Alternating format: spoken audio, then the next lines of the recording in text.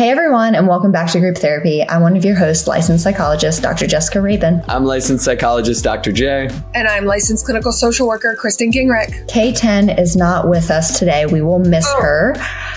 So sad. But today we are going to be talking all about panic attacks. So settle in, take a seat, and welcome to Group Therapy. So last week we talked all about self-care. And at the end of the episode, we left you with this reflection question. What are you doing this week for some self-care? And we got a ton of responses. I'm not going to read all of them, but make sure to go check out the post on Instagram. So some of the responses we got are morning water and lunchtime walk. KBI, I picked that one for you. Morning water just in general. Anytime water for KBI. All the water. Guys, I had water when I mixed it with my pre-workout, okay? Oh my Lord. How much water did you put in that? 12 ounces with 2 scoops. I was supposed to have 24, but I double scooped it. Some things are beyond help. I had 12 ounces of water before 4:30 a.m. I don't know how you do that. Another answer we got is scheduling an extra therapy session to get through a rough patch. Yeah. What's that? Common. Not talked about that much. Not talked about. We talk about decreasing frequency a lot, but we don't talk about increasing very often. But I love that. Commit to my goal of drinking alcohol fewer days than previous weeks and going to sleep roughly at the same time every night. K10 would love that if she was here. I'm also realizing I'm picking self-care activities that I feel like KBI need to do, like go to sleep at the same time. Okay, guys. I didn't Not at 3 a.m. Okay. I know that I need to increase my own therapy. Like, I know I'm mentally thinking about that. I know that I'm mentally unwell. Okay, you don't need to throw it back in my face. And this one was my personal favorite. Listening to your podcast. Woo woo! Yeah. Are you going to start listening to it, KBI? No. Oh my gosh! I literally realized. Jess, I hope you step on a Lego or one of your child's small toys. I mean, my child has Legos upstairs, so I'll go step on one after we record. You deserve that. Aggressive start. Okay, aggressive start. So I wanted to start this episode by asking you all, if you feel comfortable, have you ever had a panic attack? And if so, what was that experience like for you? I have. Mm-hmm. I couldn't tell you how old I was. I was probably maybe preteens, 13, 14 maybe. I had gone on a visit with my mom, and I did not want to go. I was specifically telling my dad beforehand I did not want to go, and sadly at the time, the courts, I was mandated to go. I wasn't at the age, so I must have not have been 13 yet, because I wasn't at the age where I could say I don't want to go. So I remember going, and I remember, being defiant, that little shit of a kid. I didn't want to be there. And then it proceeded to escalate. And I remember sitting in the pantry of the house she was living in, not able to breathe, and crying and shaking, to the point that my mom actually ended up taking me to the emergency room around the corner. By the time I got in there, got settled, I was okay. But I remember that as the only time in my life that I've ever experienced something so intense like that. I definitely would say I've experienced things close to that. But I would say it's never reached that level of where I literally thought I was dying. Yeah, I had a lot of panic attacks around the same age when my dad was battling cancer and my brother was having a really tough time just in life. He was in and out of juvenile detention, but I had a similar experience. The first panic attack I ever had, I was in high school and I got carted out by EMS, and that led to weeks and weeks and weeks of all kind of medical tests and more panic attacks. And It literally took, like, a lot of people, you're getting your heart checked out, you're getting your whole body checked out. And in the end, like, I remember the cardiologist looking at me and being like, why are you doing this? Was his exact words. Shout out to the 90s when mental health didn't exist. But it was spurred from all the overwhelming things in my life. But I had a lot of panic attacks during that time. Like, I couldn't even count, and every single time it felt like I was having a heart attack. I couldn't breathe, gasping for air, and it would last minutes on end. But since that time period, I've only had a few since that time. And yeah, able to work through a lot of the things that I was suppressing that for me was causing those panic attacks. What about for you, Jess? Yeah, I've only had a couple in my life. The first one I had was in college, and very similar to y'all's experience and how you described the symptoms, like chest tightness, pain, feeling like I couldn't breathe. And it was scary. Like, and I also remember like tunnel vision. Like, I felt like everything was kind of like closing in. And I went outside. I did not go to the hospital or whatever. I went outside, and even like being in the open air, like I still felt like walls were closing in on me. And I know I shared this with you all after I recorded last week's episode, because I shared that I ran a marathon at the beginning of my PhD program. And I actually had 2 panic attacks during the marathon. And I will say those were easier for me to get through. One, because I was in graduate school, so I knew what I was experiencing, and 2, because I had my friend who was also becoming a psychologist there with me, and she was able to like help me through it. But it was the same thing: can't breathe, chest tighten. I will say, since I had that during a marathon, before I realized it was a panic attack, I did think something like cardiovascular was going on, because I was, I would think I was at mile 18 or 20 when the first one happened. So like I had just run really far. But yeah, it's scary. And even, I don't know, even if you know what's happening, like logically, if you have the knowledge and skill set to know, okay, this is a panic attack, it's still terrifying in the moment. Cause it's so quick that the what if slips in there, right? Like every panic attack I've ever had, even after I knew what it was, like this is panic disorder, you still can have that question of, but what if it's not? Yeah. And that's like a real scary thing. Like, and that when I've gotten blindsided by panic attacks, like post my teenage years, the thought is instantly something's wrong. Like I'm having a heart attack. There's some medical thing wrong. And it's like, it happens so fast that like I'm hyperventilating, I can't breathe. Like those intense physical symptoms are so hallmark to panic. And I'm wondering what else when you think of panic attacks, like what other hallmark symptoms do you think of? I mean, one thing that I think of a lot is the thought that you're dying, like fear of dying. Oh my gosh. Or I'm going crazy. Like, I also, like Justin, you said panic attacks would last a couple minutes, like the loss of time. You feel like the panic attack is lasting for like hours on end. I mean, sweating. I know, like, I have definitely just like sweat a lot during them.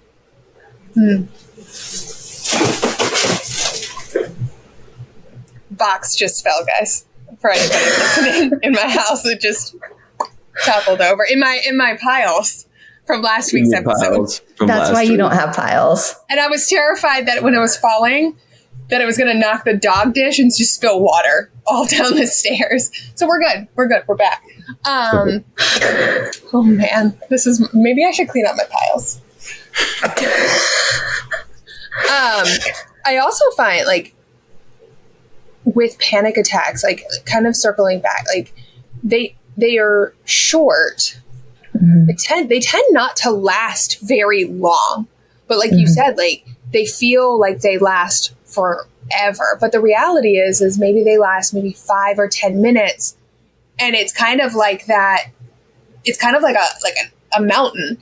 It goes, it peaks, and then you come down. And but the problem is because a lot of times with those panic attacks, it comes on so quick, so fast. And the thing about panic attacks that differ them from anxiety attacks is a lot of their symptoms tend to be external. So it's the crying, the sweating, the hyperventilating. They tend to be very, very physical. The racing heart, the pacing. Right. A lot of those symptoms, those are the big ones. And then I feel like with panic attacks, they snowball.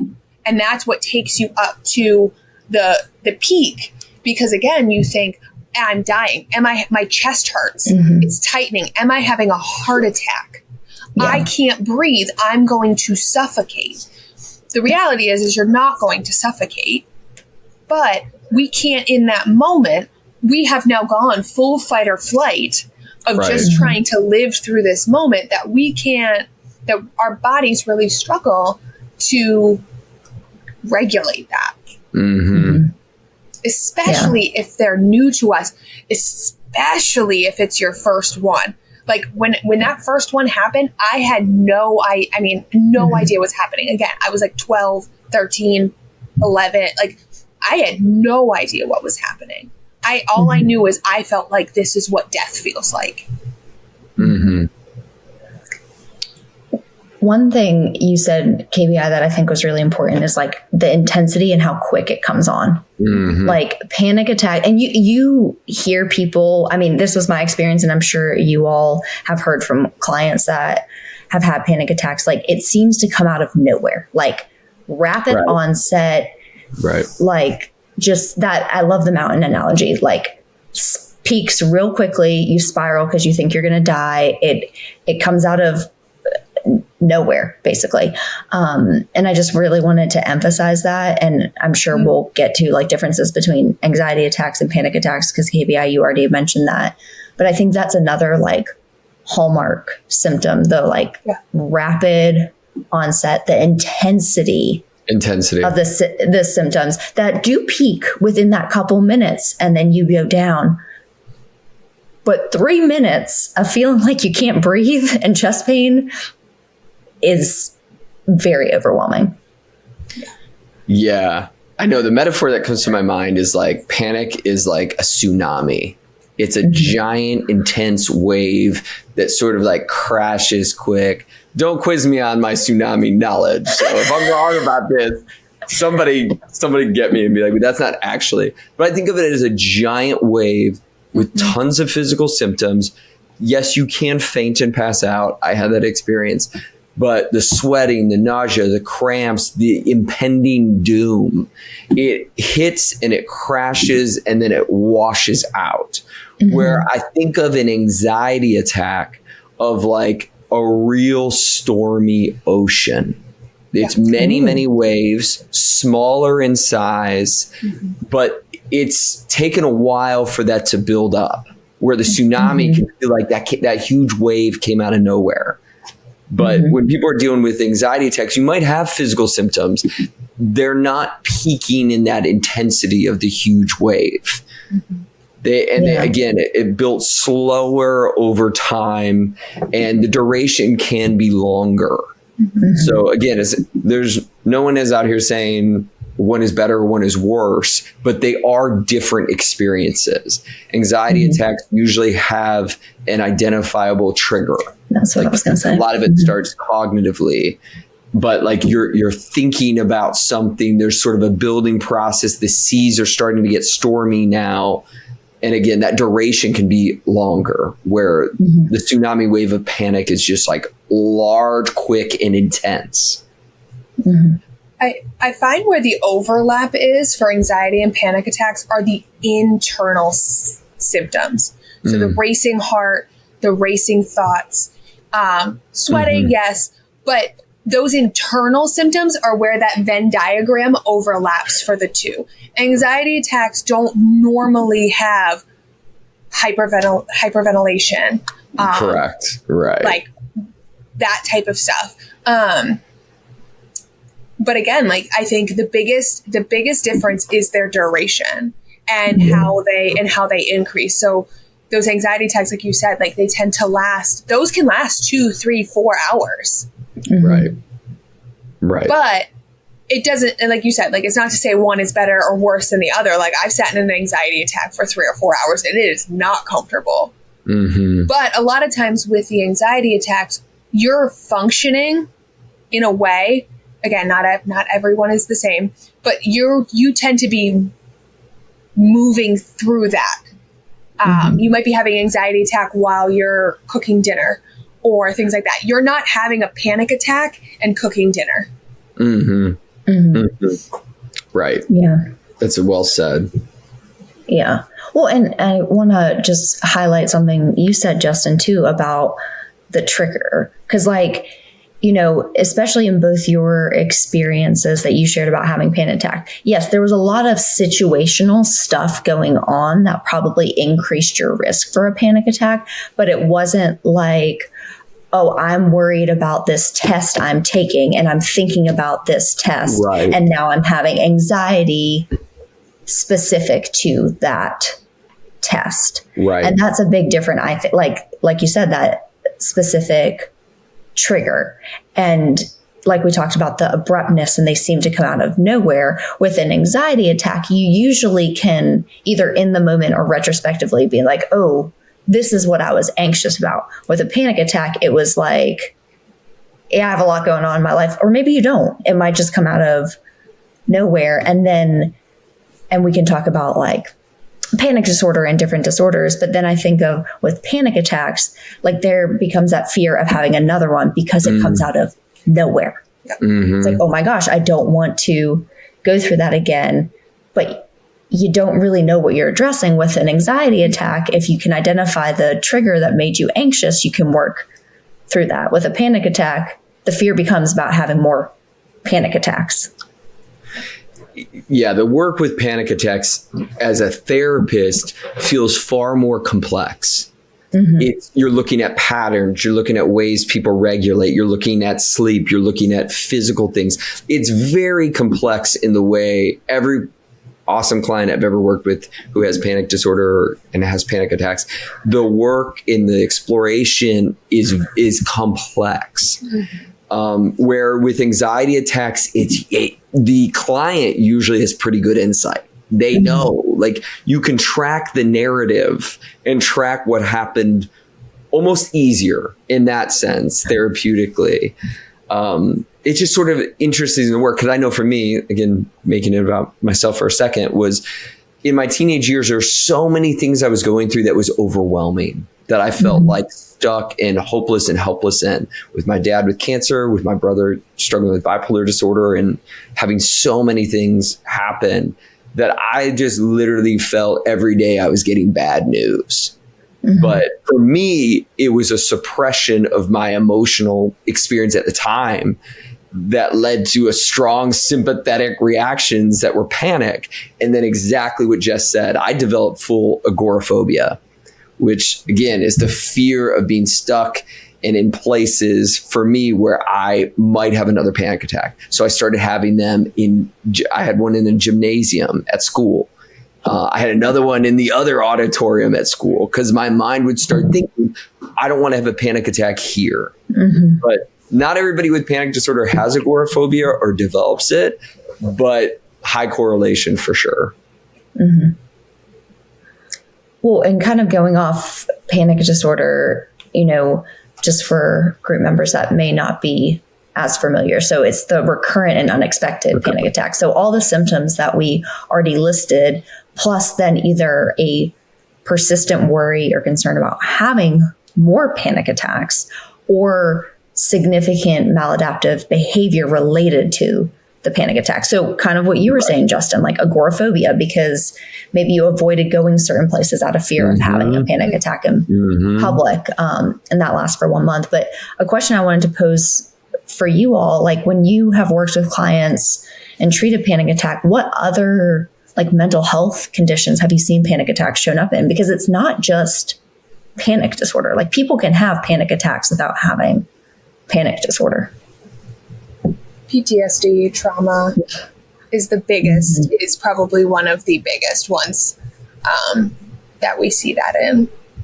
Totally. Yeah, I've also seen it in OCD, especially if you're doing exposure and response prevention work. I've seen people have panic attacks. The discomfort of somebody, again, being exposed to certain compulsions and having to resist. The same can happen with phobias as well. That any triggering situation that can activate that sympathetic nervous system, potentially people can have panic. But yes, trauma, PTSD seems like the most common. Yeah, I've also seen it in some of my clients with generalized anxiety disorder. Like they don't meet criteria for panic disorder because they don't necessarily have that fear or avoidance of having them, but they have generalized anxiety. And I'm pretty sure there's a specifier like generalized anxiety disorder with panic attacks. And I think it's important to note that they don't have to be two separate things either. Yes, they're two separate experiences, right? An anxiety attack and a panic attack. But they also can go hand in hand, right? You can start with an anxiety attack and it snowballs into a panic attack. Oh, for sure. Absolutely. Yeah. So it's also like that kind of like for any of our listeners who might have been like, oh, well then I've never had that. Well, I can't have both. Well, you can absolutely have both. It's just knowing which one you're having, just for your own kind of like knowledge of like this here. No, I'm having an anxiety attack, and sometimes putting a name to it is also really helpful. Totally. I don't know why I just thought of this when you were talking, KBI, but I guess for another point of clarification for our group members, that a panic attack alone is not a mental health condition. Like you can have a panic attack and not meet criteria for a mental health disorder. Like I shared, like I think I've had 3 or 4 in my entire life. But it's when they're, the panic attacks, you can, track back to your PTSD or trauma or panic disorder and things like that. So you can have a panic attack and that not be a disruption to your overall functioning. Yes, in those few minutes, absolutely. And probably coming down from it. But I think that's something else to clarify because I don't know. I feel like in the mental health world, we use a lot of like terms and things, but certain things aren't necessarily a disorder. Well, and sometimes it's just it's just a reaction to something that is stressful, right? Maybe someone close to you dies abruptly and your quick that could happen. Like you have, yes, that's a trigger, but your quick reaction is now suddenly like, again, that mountain. Does that mean that suddenly you're diagnosable a panic disorder or an anxiety disorder? No. Sometimes it's just a reaction to a set of stimuli that you're experiencing. I'm so glad you said that because I was thinking about like, when was my most recent panic attack? And it was actually after I ate some wildly spicy food. And it triggered a landslide in my mind of like, I can't breathe. I feel uncomfortable. And my mind panicked. And I had a panic attack of like, I can't get this out of my throat. Like, it's just way too hot. But I think a lot of people out there listening, exactly like we said, you may have had that experience before. And you're like, then I was hyperventilating and my heart was racing. And again, the sudden rise of these intense physical symptoms. But yeah, you can absolutely have that experience and not have, definitely what I had through my teenage years was full panic disorder, where you're just having them constantly, frequently out of nowhere and living in fear of when will this happen again. Absolutely. So how do you all like to treat panic attacks if somebody comes into your office with them? And I know we're all going to start with, it depends on. That's like the most therapist answer ever. Well, I mean, I think it really does depend, right?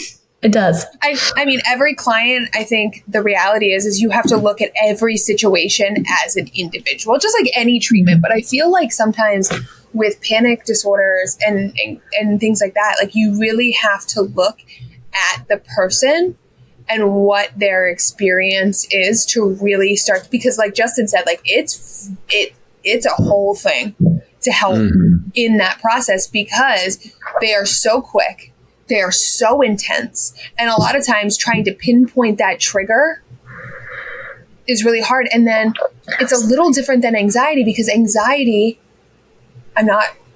tends to be a little bit more manageable in the physical symptom aspect of it. Yeah. Again, not that it's comfortable. I don't want anybody to sit here and think that I'm downplaying anxiety attacks, but the ability to put in an intervention and a coping skill and those type of things is a little bit easier in an anxiety attack than it is a panic attack, because a panic attack, a lot of times you're losing all those faculties. You are just full-fledged fight or flight. And so I really think a lot of times when I've had clients come in with panic attacks, it's a lot of like tracing at first. It is mapping and figuring out how often, where are the intervals? Can we, like, it could take 6 months of mapping 12 panic attacks before we start to maybe see a connection somewhere.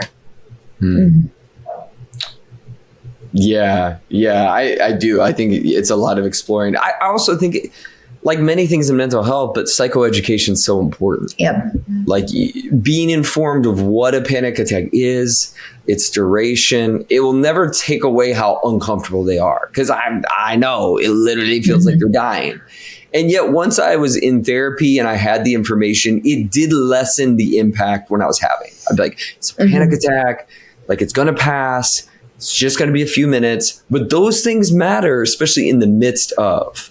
A lot of people do a lot of tactile things sort of in the middle of things that can kind of get control of your senses. People will hold ice cubes. People will play music. Some people will even get moving, like the act of walking and using it as energy. In some panic attacks I had, there ain't no way in hell that would have worked. But the truth is, if you can kind of get your frontal lobe back online with something tactile in the moment that activates your senses, it could help it pass. But it will pass no matter what. Yeah. But I think a lot of us just, we hate the experience of it, which is totally valid. But overall, most people I've worked with that are having panic attacks, again, ruling out any physical thing going on. Yes, you do want to see a cardiologist. Yes, you want to like kind of cross those things off the list. It's a lot of people with unregulated stress. It's a lot of people with perfectionism. It's a lot of people who are type A. It's not saying you have to be, but that's been my experience as a therapist. It's a lot of people similar to the pattern I have of suppressing, stuffing down, not doing a whole lot to regulate your stress, and having these huge peaks of these sympathetic bursts. But a lot of us live stressful lives, and we're used to avoiding and not expressing it because it's our life. But I've seen that pattern time and time again with people who are having panic attacks, is their story's not told, it's not expressed, it's stuffed away, and their body is reacting to how intense their life is. Yeah, Justin, I love that you said the psychoeducation piece, because I have found that that's probably one of the most helpful things with my clients. Like, even just like giving them the language to say, this is a panic attack. This will end. I am not dying. I will get through this, or whatever helps them. And so that's a big thing. You said unregulated stress. So a lot of times I'll encourage like general stress management, reducing general anxiety, coping skills, things like that. And another thing I've found helpful for some of my clients is, because our during panic attacks, we've already talked about very intense symptoms, very physiological, increased heart rate, can't breathe, all of those things, and ways that, if they can, calm their nervous system. So like, I'll use myself as an example. Again, when I was running the marathon and had those 2 panic attacks, and my friend was running with me, she like stopped, grabbed my shoulders, looked at me, was like, look me in the eye and follow my breathing pattern. So like deep breathing to help calm down. Or, you know, I can think of clients that, going back to the tactile, and KBI, I know you love laying on your floor and things like that. Things to like lay on the floor, or if they have like a weighted blanket, to just kind of engage in calming things and know they'll get through it. And what I have seen with a lot of my clients is just a few tools and labeling it as a panic attack helps reduce the frequency. But also when, like you said, Justin, when they have another panic attack, they're able to get through it. So like I can think of clients that are like, oh yeah, since we last met, you know, I had one panic attack, but it only lasted 5 minutes and I was able to get through it. It's uncomfortable for those 5 minutes, but compared to day one of them having panic attacks much more frequently or saying it lasted longer. So they might still happen. And if you have the psychoeducation, some tools that can help you regulate during that time. And also, obviously, we're not prescribers, but I've had patients that find having like a PRN anxiety medication super helpful during that time. Being able to just get a moment where you can get that frontal lobe back online, like that is like, I honestly believe that is the key in all of this.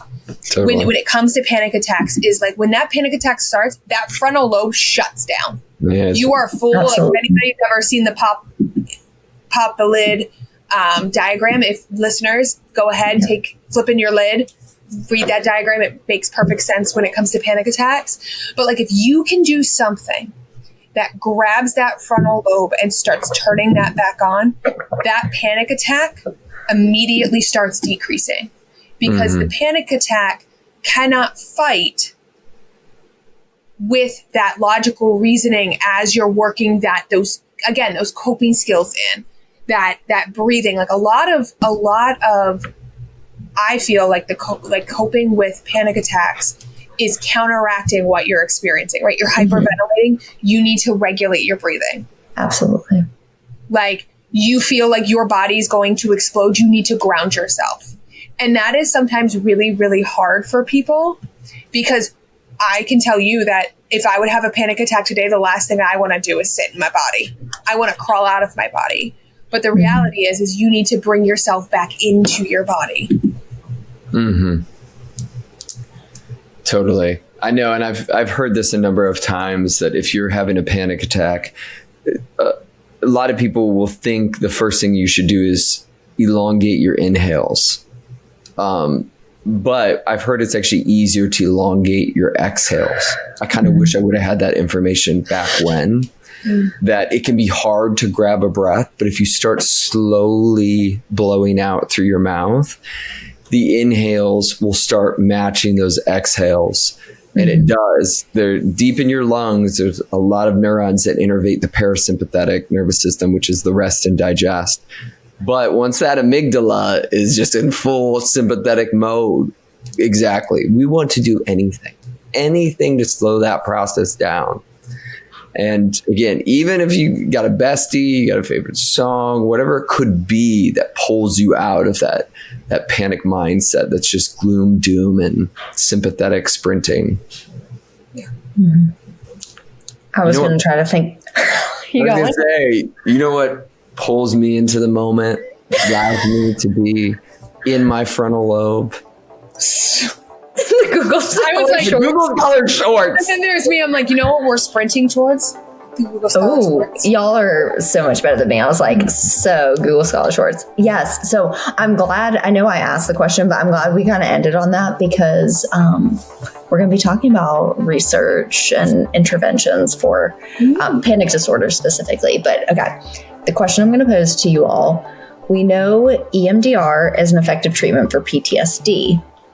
What do you think its effectiveness for panic disorder is? I feel like it has to be good if you're bringing this up. I know. I'm like, okay, like how effective? Okay, let me ask it a different way. 78%. I was going to say moderate effect size. Okay. So EMDR is not like, if you look on, I don't know how often you all frequent this website like I do, Division 12, the Division of Clinical Psychology, and look up the evidence-based treatments for things.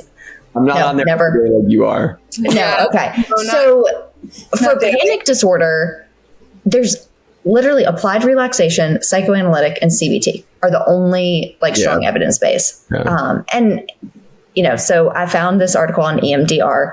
And so this article did come out in 2023, and it looks specifically at adolescents with panic disorder. And so just a little background, 53.3% of those in the study experienced 4 to 6 panic attacks and in the week before treatment, and 46.7 experienced greater than 6 panic attacks in the week before treatment. So these are really high. And I wanted to share that to show the effectiveness. Okay. And so they did 12 weeks of EMDR. And so to assess panic disorder, the authors used a panic agoraphobia scale. And the reason I'm sharing this because the scores range from 0 to 63. So at baseline, the average score was 40.07. Okay. Mm-hmm. At the end of the 12th week, the average score was 1.20. Damn. That's incredible. Yeah. And there was also significant reduction in overall anxiety as assessed by the Beck Anxiety Inventory, with scores decreasing from an average of 49.07 to 2.19. That's incredible. Yeah. And then after the 12th week of EMDR therapy, 33.3% of participants showed complete improvement. 46.7% showed much improvement, and 20% showed minimal improvement.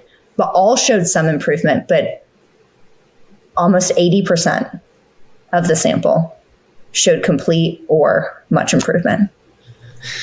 I mean, that's really good. I know. Like really, especially for complete improvement to be 33%. I mean, there's very few things we have where that number would be so high. Like even in just science in general, like surgeries. Oh, absolutely. If you look into like complete recovery of things or no symptoms, it's very rare you see any number that's like above 10%. Oh, I know. I have so many questions. Can I ask one off the jump? Did they do any of like looking into trauma? Like that was my first like thought. Was like how many of these individuals like were experiencing trauma, have identifiable trauma, and utilize that in EMD and utilize that in EMDR? I wonder, not that makes a difference at the end of the day, the results are the results. Curious, but right? I'm very interested to see like if that played a role. Of course, now when I like click on the link, it's not opening. So. Either way, it shows how powerful activating the visual cortex is. I mean, EMDR is more than that, but that bilateral stimulation it's very powerful in untangling the amygdala. Basically I was going to say, like, a lot of my clients who deal with anxiety or stress or panic attacks, we always talk about the butterfly tap. Yeah. Just to regulate. And so it just made, like I said, like, I'd be interested to see how many of them identified as having significant trauma that they also maybe worked through in EMDR that helped with the panic attacks. Yeah, and of course the article is not opening right now for me to go Google back Scholar's and like, follow nope, up. bye. But I will have to follow back up about the interesting trauma. But yeah, when I saw, even if you're not familiar with the measures, like you can tell the difference between 49 and 1 is like a huge reduction. Massive. But yeah. EMDR, so there we go. Maybe we'll get some more. And obviously that was on adolescents and things like that, and pretty significant panic disorder. But yeah, I thought that was pretty impressive. Incredible. You never cease to pull up research that is interesting, groundbreaking. It makes us think. How many therapists are going to listen to this and go get EMDR trained? They all are. All is the how many. They're all getting trained. This is like, when I have to do this next week, I don't know if I'm going to compare, guys. You ruined the surprise for everyone. Teaser alert for next episode. Teaser alert. Jess is not going to be here for the first time ever on this podcast. Well, now no one's going to listen, but. So KBI is taking over the Google Scholarship. So now you need to 100% tune in because it's going to be great. I'm not. Once you all decide on the topic, right? No, not a single one of you guys have faith in me, and I love that for me. I have faith in you. You volunteered. We have faith. I don't know why your camera looks black and white. I don't know if you're going to this new goth look. If this is a new thing, you're going to bring every app. But you look. She's back in her emo phase. You're right back. You know what else is right back? The balls. The balls. We're gonna ask a new poll of like, what do you think of KBI's emo filter on the Panic Attack podcast? I wonder if it's like because I'm wearing all black, my hair is like the background looks black and white. I mean, it is. It's like monochrome. It's monochrome. It really is. I don't know, guys. Okay, it's black like my soul. Leave me alone. All right, we won't press you. Watch KBI get off this and realize like she accidentally selected a filter. I know, she like swiped on accident. There's some looks filter intentional. happening. I don't. It does. What happened? Hey, all right, here's question numero uno. Have you had a panic attack? We know our sample is very mental health informed and experienced. What do you think in our sample? Yes, I'm not sure, or no, thankfully. Yes. I would say yes, but I wonder if that number would change now that people have an education on the difference. And you know what? Yeah. I say yes, but not like overwhelmingly yes. I say like 36 to 40% say yes. Well, you're wrong. Overwhelmingly, 79% of people said they've had a panic attack. I don't know if that number would go up or down now that they're more informed. Maybe it would stay the same. Maybe it would go up or down, but we sure appreciate you. Yeah, I was surprised. Almost 80%. 13% said I'm not sure. 8% said no, thankfully. What percent of the population will have at least one panic attack in their lifetime? I asked the list or group members, is it 5%, 12%, 35%, or 52%? 52. I honestly have no idea. And I was going to give a smart ass answer and be like, well, if the population is our group member, 79%. I feel like my gut says I want to go high, like 52, but I feel like it's going to be an abnormally low number, like 12. I don't know if that was an option, but. So 12 was an option. The correct answer is 35% of people. Okay.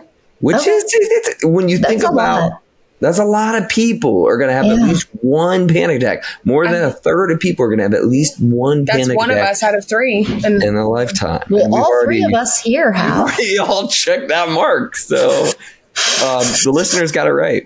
47% thought it was 35 and 33% said 52.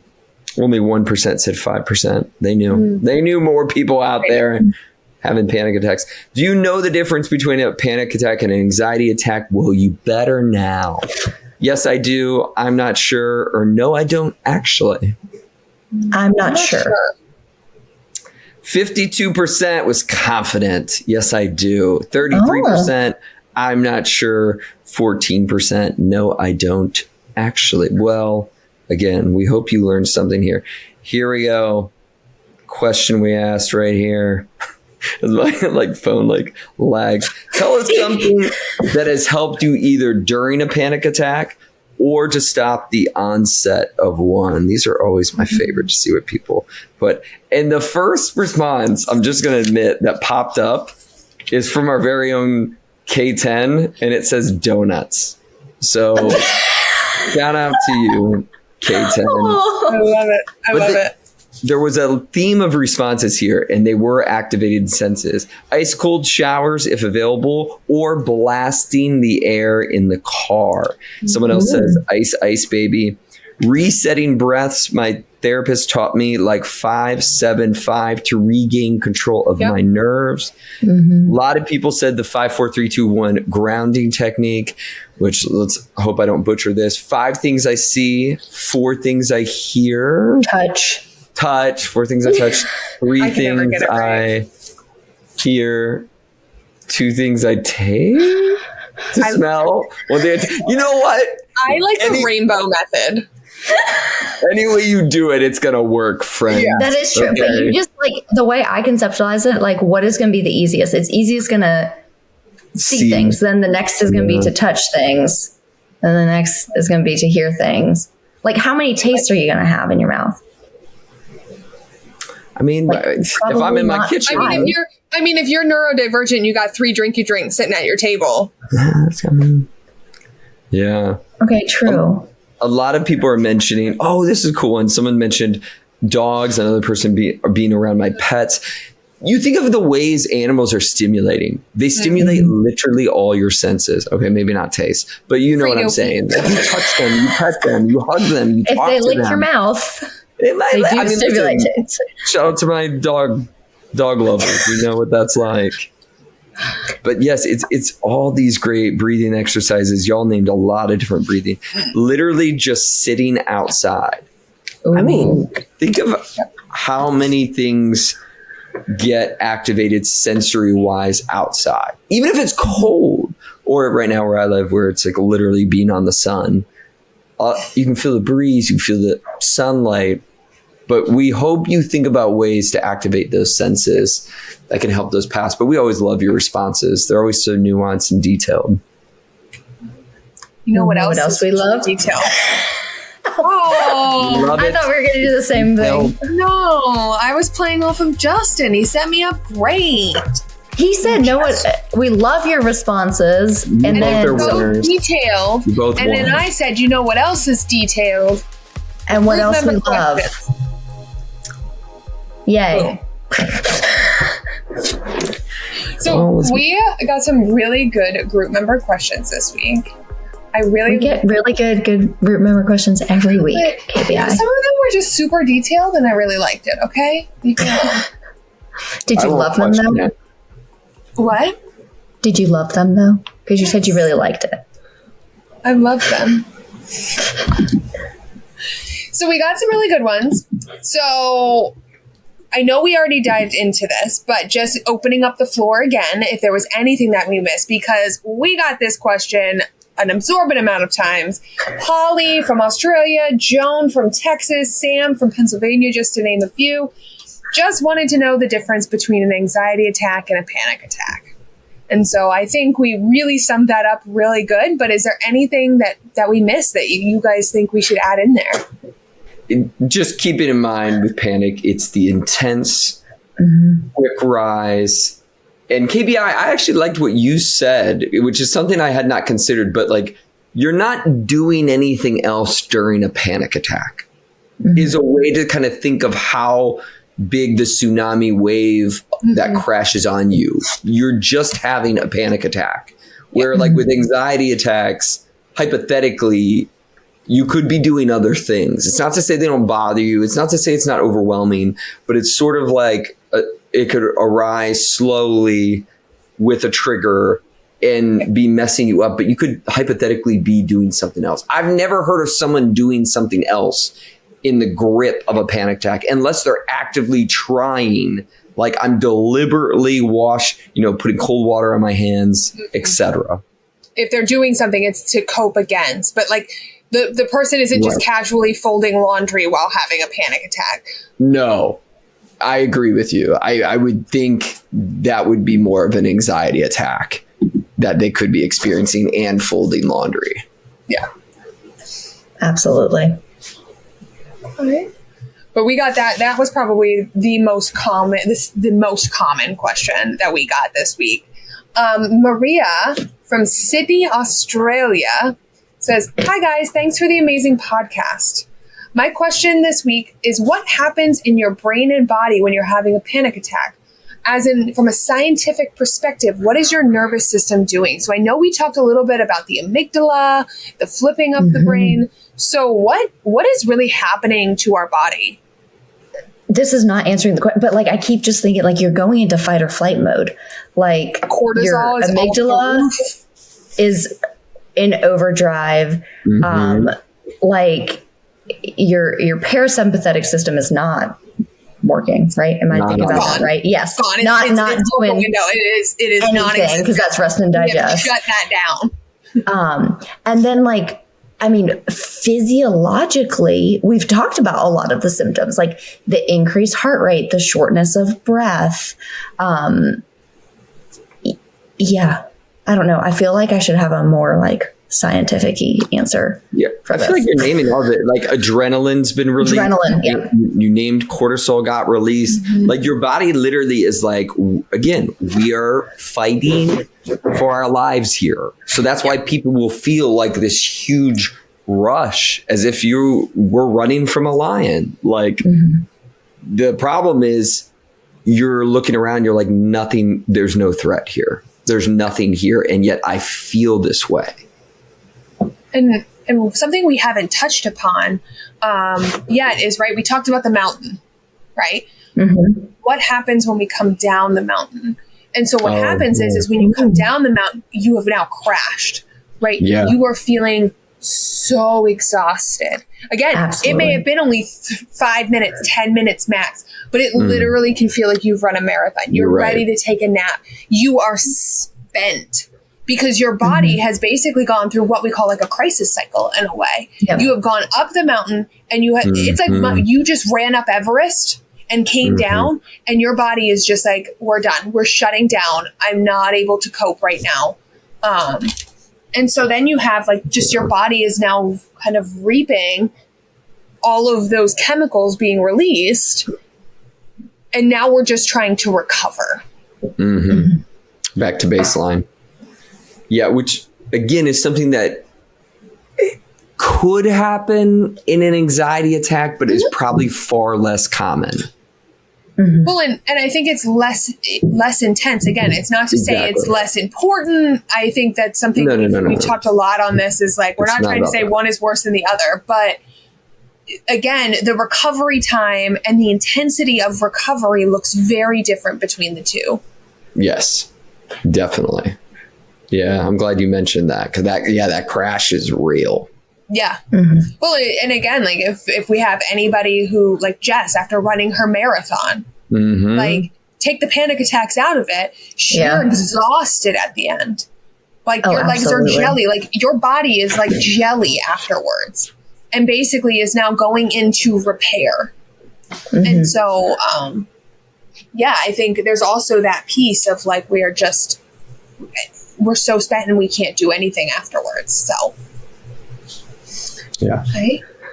Amy from California, and we talked a little bit about this too. So my teenage son had a panic attack at school the day before a scary medical test. The school nurse seemed to think that this is perfectly normal. Is she correct? Should I have him evaluated for a panic disorder? So that kind of goes back to what we kind of touched upon of like, sometimes they just happen. I love our group member questions, but I always have so many follow-up questions. Oh yeah. Like my psychologist brain is like, okay, well, if the panic attack was truly due to the test, is that a panic attack or is that an anxiety attack? Or is it a phobia? Or is it a phobia? Or like what is going on? Yeah. Depending on what the symptoms were, it's hard to say if it's perfectly normal. Is it normal to feel anxiety before a test? I would argue yes. If it does not impair your ability to take a test, a little bit of anxiety is quote unquote normal. Now, if it was a full-blown panic attack or it impaired, even if it was an anxiety attack or phobia, and impaired your son's ability to take the test, that is not quote unquote normal because it is impairing his functioning. As for should I have him evaluated for a panic disorder, it really depends on, does he now have a fear of having more panic attacks? How is this experience impacting his life and functioning? We are all mental health professionals here. If therapy is accessible to you, I would always encourage anyone to go to therapy if there is something that they feel like they want to or need to work on. Because, you could go in thinking it's panic disorder, but it's actually test anxiety, a specific phobia, more generalized anxiety, could be so many other things. Is there trauma going on at the school? I'm just throwing things out. I'm not saying that is happening to your son. So I don't think an evaluation would hurt. But I just have so many questions. Even the way you interpreted that, we interpret that differently. Because the question says, had a panic attack at school the day before a scary medical test. I'm thinking before an MRI, before getting blood drawn. That's why I said phobias. Yeah. Because I think if it is the way it's relating, that the scary medical test was sort of, and again, we don't know, but I'm just saying, I'm almost giving this up as a way the details matter a lot here of like, I was having close to a panic attack before all the MRIs I got because of my neuro condition, because I have like a low-lying claustrophobia. Like I can tolerate some closed-in spaces, but I could never go in an MRI machine not heavily medicated is what I learned the hard way. But so I'm like reading that. I'm like, it could definitely be a phobia. It could be panic. It could be, but I'm with just 1000%. This is why the nuance of being in front of a mental health professional matters a lot. No, thank you for pointing that out, Justin. And this is what I love about our podcast, because like, we'll all say things and be like, that's not how I thought of that. Literally, I just assumed, Amy, that your son was taking like a medical class in high school. Like literally, that's how I interpreted it. Interesting. Yeah. But regardless, I mean, the questions are still the same, whether it was a medical test like an MRI or. I'm like reading that question now and I'm like, oh yeah. How did you interpret it, KBI? Did you not interpret it? I didn't interpret it. I just read it for what it was and didn't think too deep into it. Because I don't have all the information and I can't ask all the questions. True. So I try to read it as what it is. So. Interesting. So then the second probably most common question. Kristen from Utah, Andrea from California, Jody from New Jersey, Kimberly from Indiana, just to name a few. All want to know about coping skills. How do I cope with a panic attack?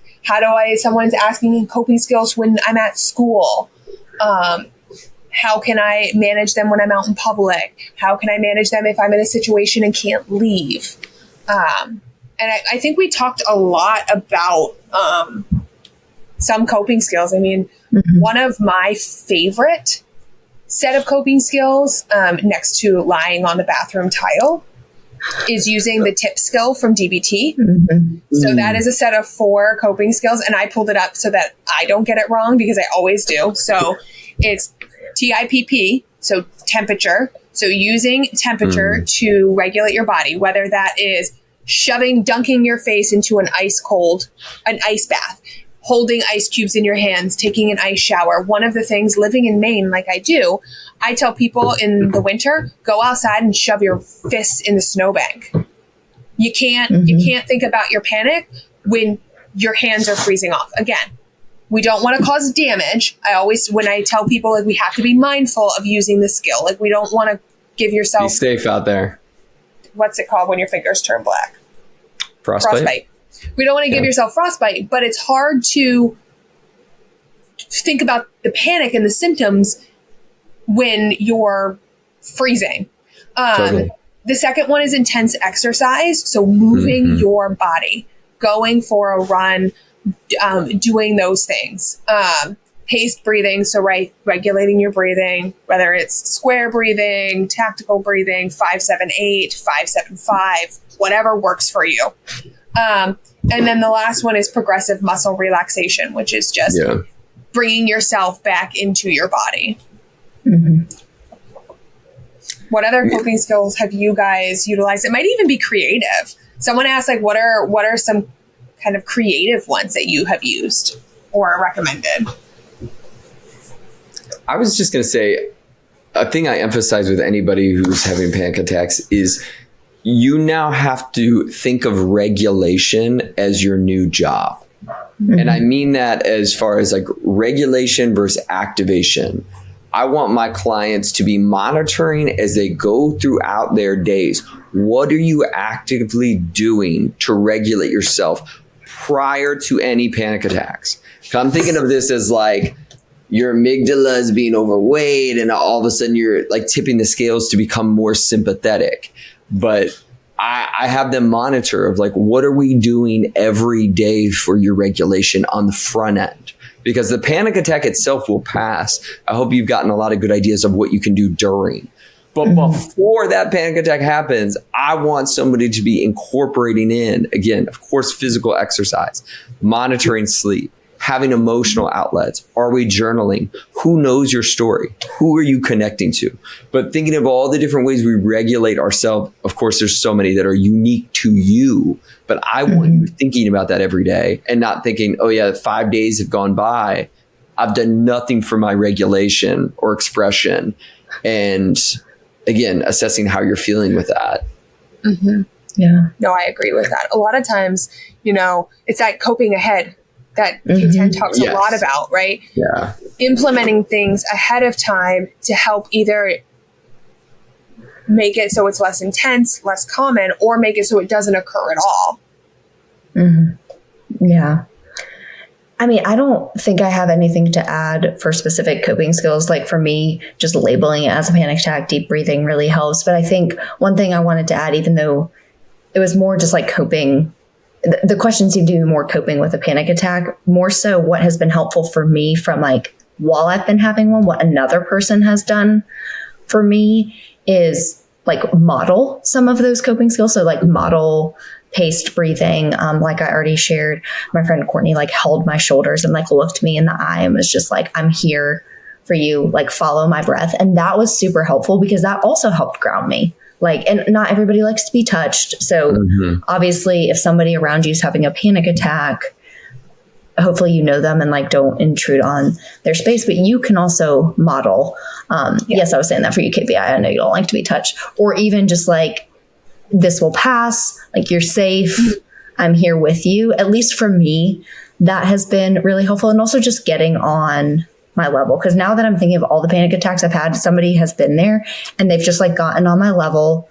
I am a big physical touch person. That has been helpful for me and grounding. But if you have a friend or a loved one who has panic attacks and you know that, and you have a close enough relationship, maybe even just asking like, if you were to have a panic attack in front of me, what are some tools that help you so that you can also help prompt them during it? Because like, well, we've all said, but KBI especially, like in the middle of a panic attack, the last thing you want to do is like ground yourself, like because your mind's racing and it's telling you want to die. And sometimes it's helpful to have like external reminders of like, breathe out. I love that you brought that up, Justin. Like it is harder to breathe in when you can't breathe. So slow breaths out.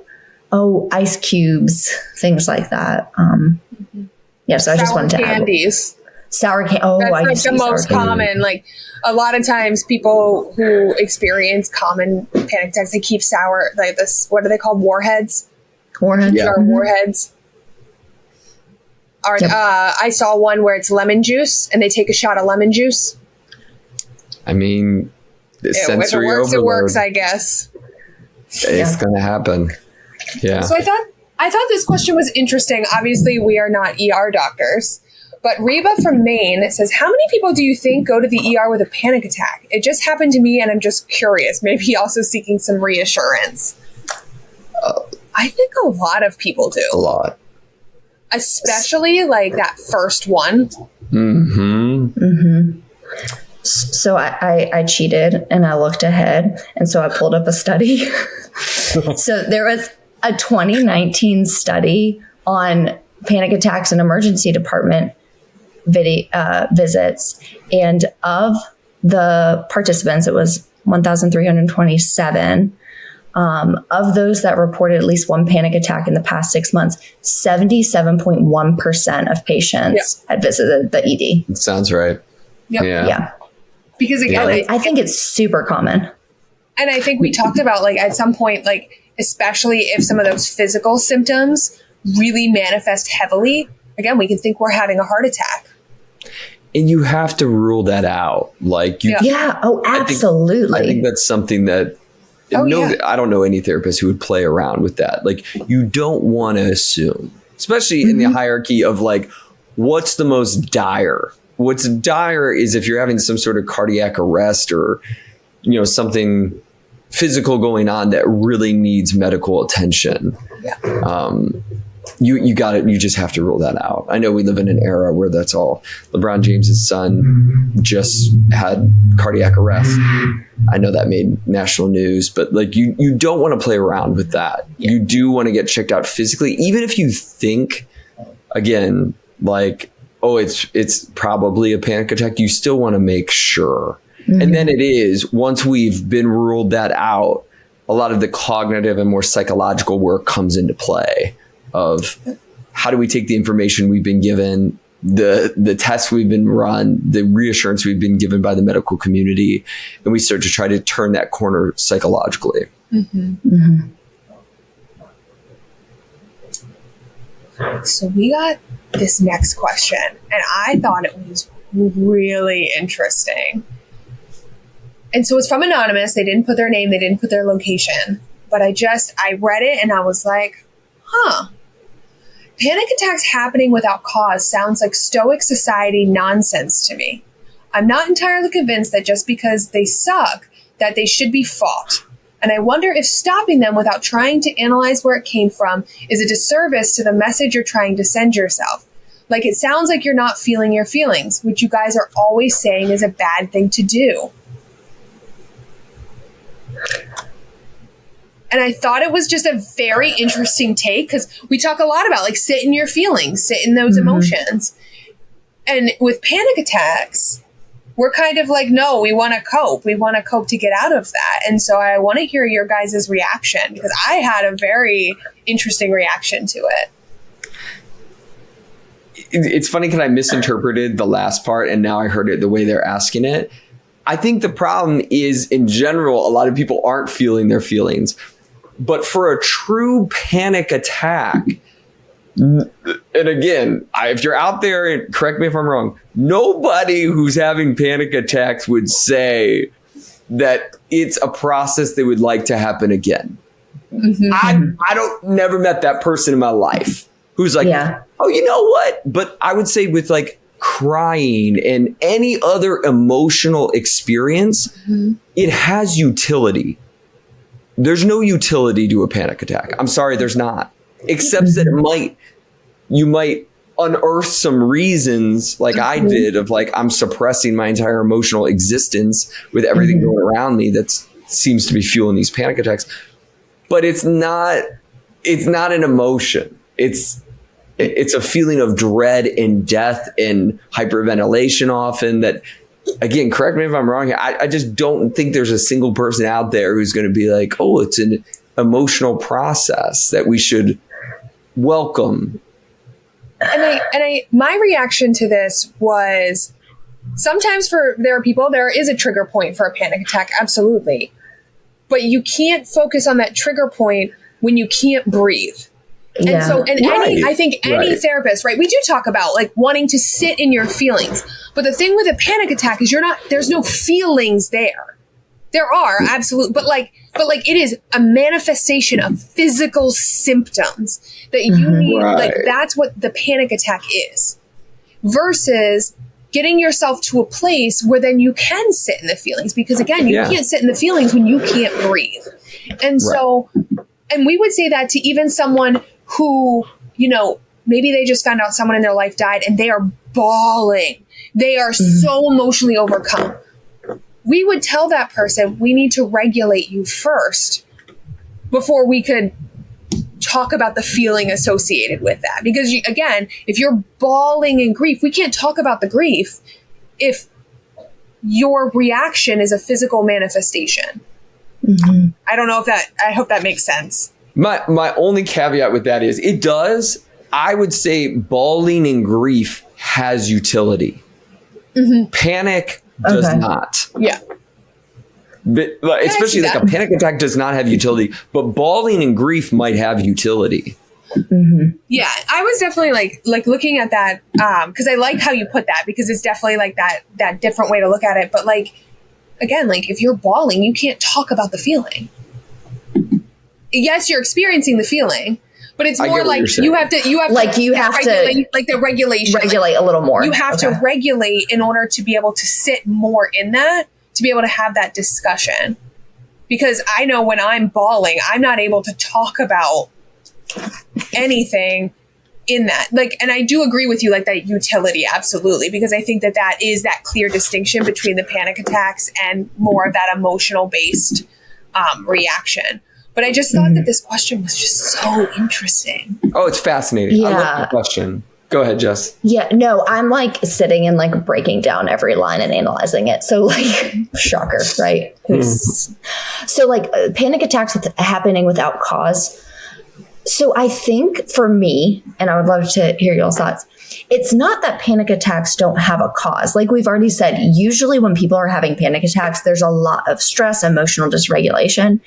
There's not a specific trigger we can pinpoint. Mm-hmm. Like with an anxiety attack, we're like, I am so anxious about this MRI I have to get tomorrow. Mm-hmm. And like your thought process is about the MRI.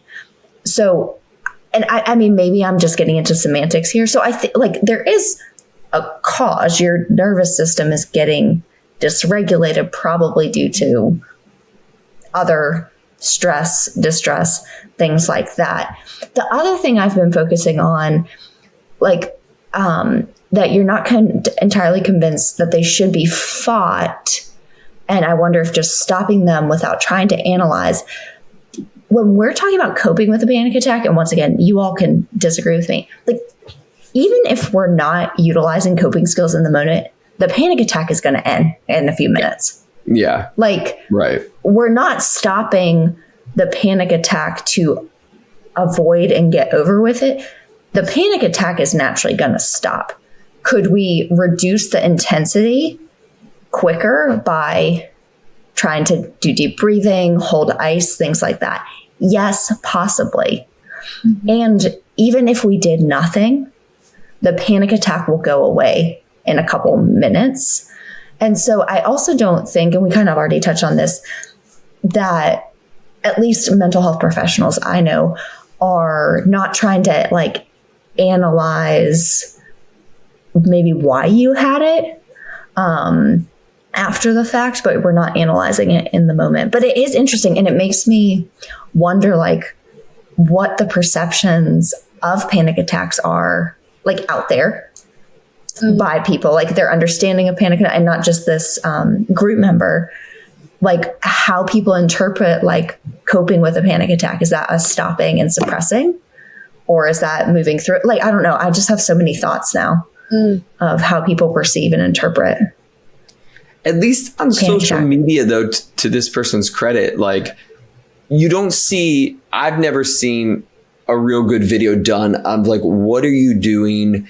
Like, what are the causes of panic attacks on the front end? The videos I see hundreds of is deep breathing, ice cubes. Like, it is all coping and stopping the panic attack. Yeah. But the reason you don't see those videos as often, and I'm like looking at a mirror, like, why don't I make those videos? Is it's so freaking nuanced. Yeah. I was trying to keep this non-explicit for this one episode, but I almost said effing. But it's so nuanced on what is causing panic attacks for an individual. Mm-hmm. Like doing this for over 10 years now, like I'm thinking of so many different clients and what it was for them.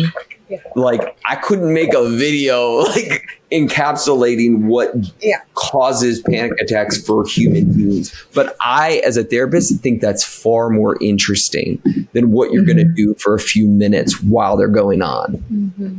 I agree. Absolutely. Okay. Shay from Chicago asked, do you think that there are that some people are just more prone to panic attacks than others? Yes. Yeah. Yes. Genetics, trauma, an underlying anxiety disorder. Boom. People who are just more apt to be sympathetic in nature, intense, type A people. Again, it's not to say that other types of people can't have it, but in my observations, I don't have the data right here, but individuals who are more intense, dysregulated, sort of high energy tend to be more of the types I see having panic attacks. Yeah. You just described yourself, Justin. I know. I was like, a million %. But no, I'm sitting there. I'm literally like that. Like you are just describing Justin and Jess, and I'm just sitting here like with my piles. With your literally, that is, yeah. And again, I would have to dive into the data to see, but I'm thinking of the clients I haven't had. Oh yeah, no, yeah, I agree. I'm just. Yeah, well, and also, and I actually don't know the data on this, but I wonder if having a previous panic attack increases your risk for future. If we're thinking of panic disorder, if you're panicking about panic attacks, I would assume it does. I don't know that off by heart, but like for most things, like if you have a major depressive episode, you're at higher risk of having another one in the future. That's right. So Jane from New York City and Anonymous from Arizona kind of asked very similar questions. So Jane says, can you have a panic attack after a flashback? I often have panic attacks from current life, usually social situations, but I also find myself in that feeling of true panic after I come back from a flashback. Is that the extension of a flashback, or can one experience stack onto another? I find it harder. The harder I try to stop it, the more out of control it seems to get. And then Anonymous says, I have a panic disorder that has been amplified by my PTSD. And kind of as I enter that, will those decrease? So kind of around that trauma and kind of looping trauma with panic attacks. So I guess my first question, thinking back to our definition of panic versus anxiety attack, if we know that flashback is the trigger, is it a panic attack? Or is it an anxiety attack? And I don't know. And Jane, I don't know your experience. I would think a lot of flashbacks mimic more closely panic attacks. Okay. That they're strong, intensity, physical symptoms arise seemingly out of nowhere. And again, I'm sure there's some that mimic more anxiety attacks, but I'm thinking of the flashbacks and the people I've worked with who get bombarded with them because they have PTSD. It looks more. The only thing that's a little unique is that dissociation can rear its head a lot in flashback. And dissociation is not something common to either panic attacks or anxiety attacks. Yeah. So, I mean, Jane, yes, you can absolutely have a panic attack after a flashback. And Anonymous, you have the insight to know that panic disorder is amplified by PTSD. And for both, I would say as you work through your trauma and the trauma symptoms lessen, in turn, my hope would be the panic attacks would lessen naturally as well. Absolutely. Let's see. Maddie from the UK and Anonymous asks, how do you as a therapist react when a client has a panic attack in session? I've done kind of what Jess's friend has done, obviously with consent, is like I've sat across and I've held hands with a client. Yep. I have done that. I have taken clients out in snow and had ice cubes. I've done a lot of those things. I have I've literally made clients lay on my floor in my office with me. But a lot of times if I catch that a client is starting to escalate in my office, which has happened, the benefit of me is that I am regulated. And I think we're not just going to continue, like we've talked about multiple times, like that client is not going to be able to continue just talking about whatever we were talking about. Right. Like I have to now focus on what is happening in front of me.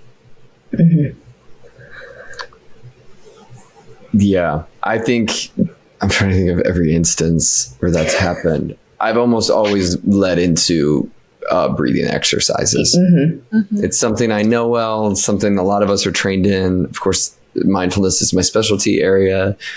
And so I'm trying to think if there was a time I didn't do that, and I can't think of one. So it's just an easy thing if you can model in front of somebody how they can hold their hands and loosen up their shoulders and begin matching your breath.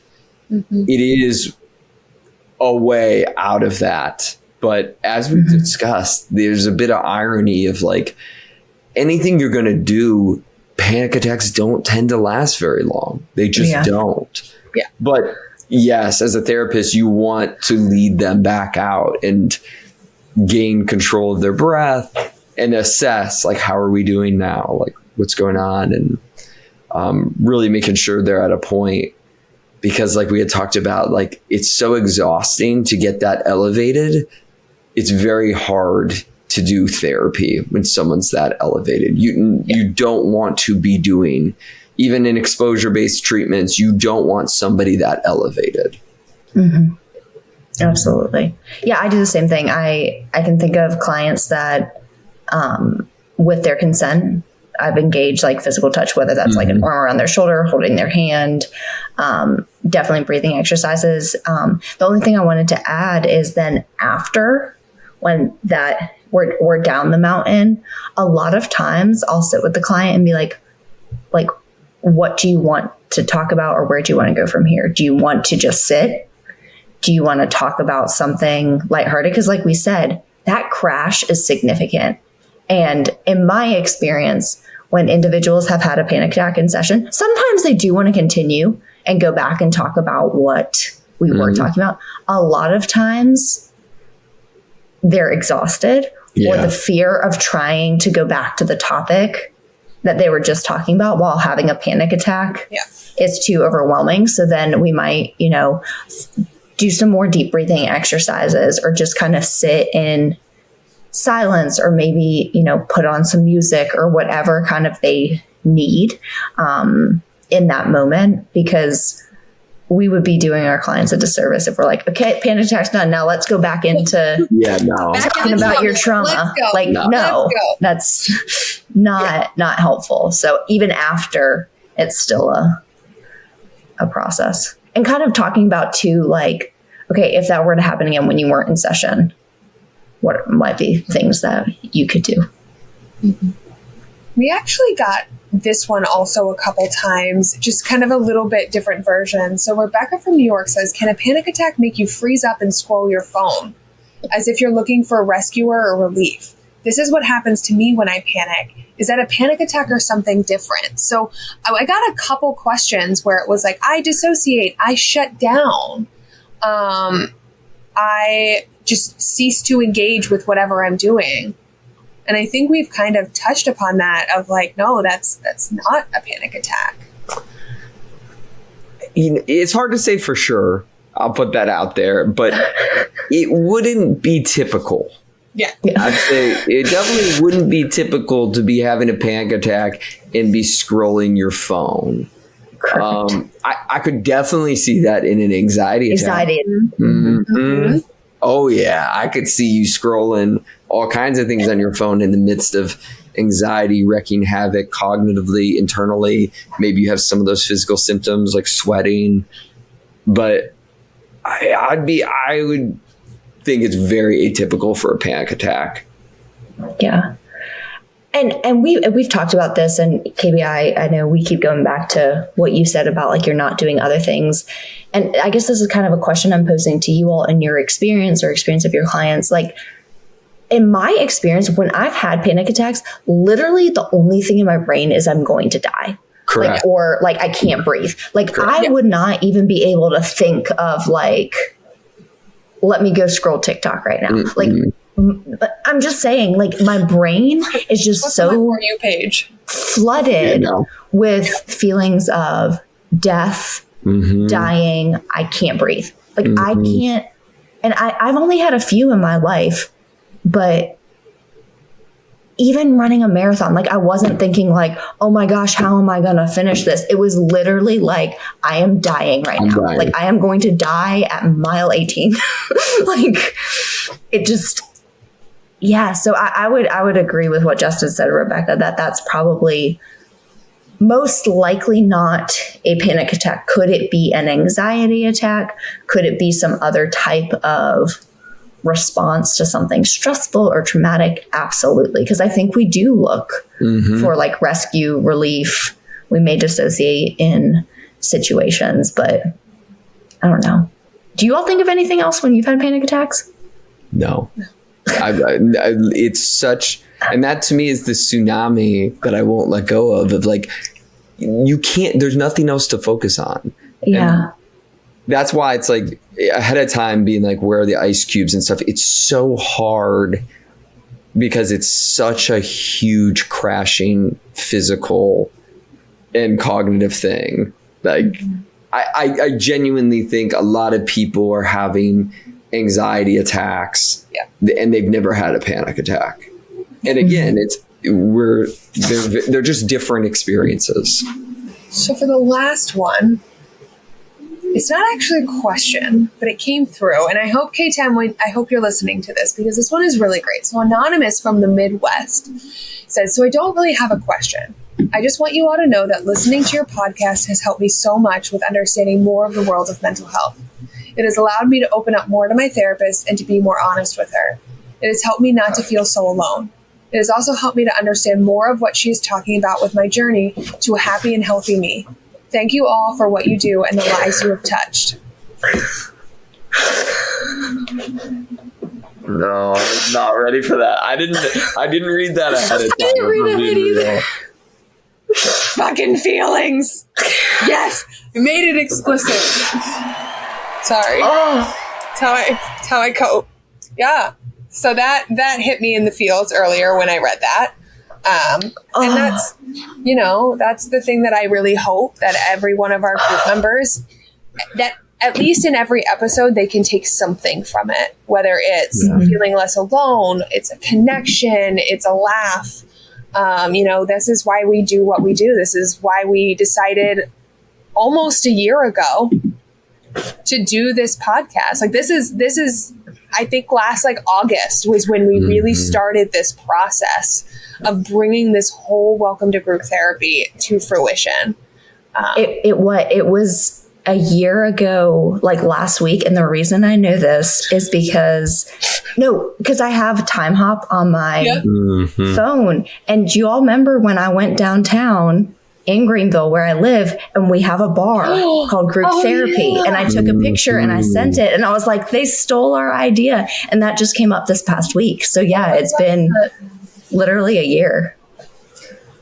Yeah. Yeah, just to know that this, every week we get something from you guys that just says this has been changing for me. This has been helpful. And this is just why we do what we do. Yeah, I have a lot of gratitude, especially again, reflecting that it's been a year. We put so much energy and thoughtfulness into how we can make this good or better for you all. So hearing that makes me feel really good because I know the effort all four of us have put in to try to make something that y'all will look forward to, but also exactly like KBI said, of learn something and that it can be helpful. Because the four of us have fun connecting all week long. The group chat stays hot. Is wild. The group chat stays hot, but at the end of the day, it makes me feel good that y'all are getting something from this and learning and growing as we are in this field. I'm always learning through Google Scholar Shorts, and this field is always changing. But we just wanted a place where we could get together and share some of the knowledge we have and continue the conversations and learn with y'all. So I'm just grateful for that reflection. Feelings, man. Feelings. And I'm done crying, so I can actually do the outro. Because I was like, please talk, so I'm not bawling while I'm trying to do the outro. Please fill it. I know. So thank you, Justin, for filling the time with that. But no, seriously, thank you all so much for joining us this week and every week. It's been so fun to discuss panic attacks today. I guess fun's not the right word, but educational. In my defense, I'm reading what K10 wrote for the outro. She's just reading the teleprompter. I'm just reading the teleprompter. But thank you, as always, for your thoughtful question. We got so many of them this week. We hope you've learned. If you're new here, or if you've been with us for all 41 episodes. It's hard to believe. Yeah. I know. Do us a favor. Make sure you share, rate, review, and subscribe to the podcast. We love seeing our community grow. And as always, we leave you with a reflection question. If someone you love was having a panic attack in front of you, how would you support them in the moment? So head over to our Instagram and give us your responses. And we will see you next week in group therapy. Bye. Bye. Peace.